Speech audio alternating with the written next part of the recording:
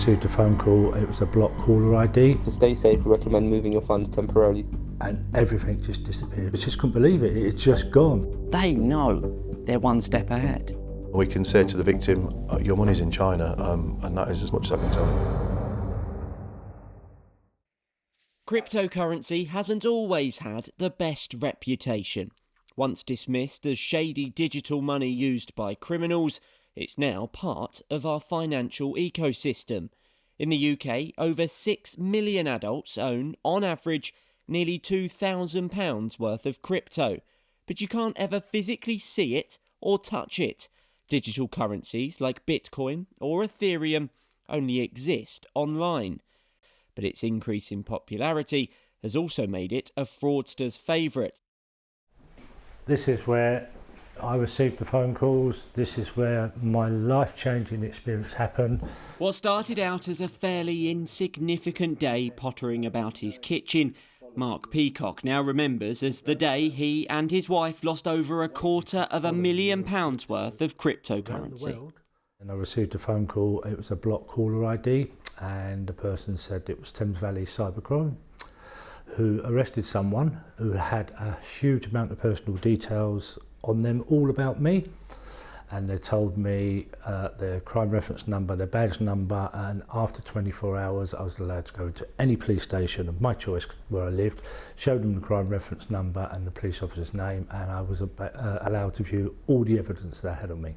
What you're about to hear is audio from similar scam calls, which Mark recorded after fraudsters continued to contact him.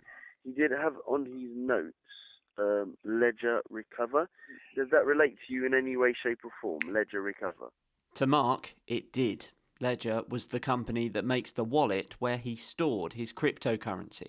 Panicked by what he'd been told, he spent the next hour desperately trying to secure his accounts, because Ledger Recover is a feature used to access your crypto wallet if you've lost your passphrase.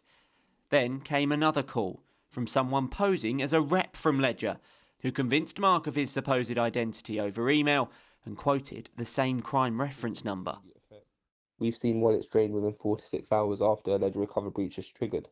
So to stay safe, we recommend moving your funds temporarily to a secure exchange or a trusted wallet that you've already got control of. We was convinced he worked for Ledger, so we went and plugged our Ledger in. He told us what to look for, not to show us tell us our keys, our passwords, let it know to us he had a mask in the back, so whatever we typed in, he see it.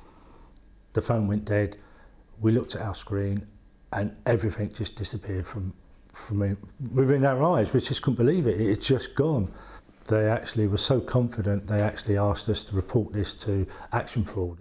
So brazen that they showed their victims how to report it to you.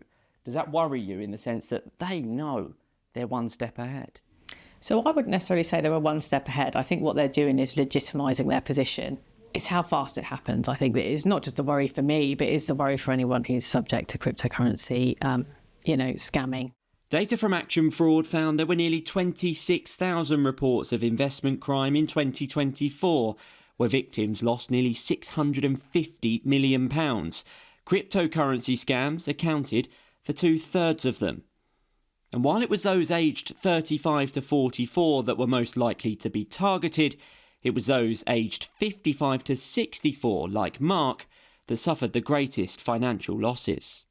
Perhaps the most frustrating part, though, every cryptocurrency transaction creates its own ID, which means police can see where the stolen money is being transferred to online through different exchanges around the world. But even the real cybercrime detectives can't get victims their coins back. And we can see a transfer of two amounts. One was worth almost £400,000. Wow. And then the other one was £75,000, and then joined into what we know is an organised crime group's wallet. So if you can see where the money is, why can't you retrieve it? The people are using the mobile telephones to cash out in Dubai, the Seychelles, countries that we haven't got a great relationship with law enforcement sometimes. We join the police to help people and to catch criminals, and we can see where this money is, and we can see it's in an account in another country, and we can say to the victim, your money's in China, and that is as much as I can tell you. Very frustrating. Ledger say they will never call or text their customers and post the most common phishing scams to look out for on their website. But for Mark, it's too late. The only bitter relief for him now is there's nothing left for fraudsters to take. Joe Caution, ITV News, Hampshire.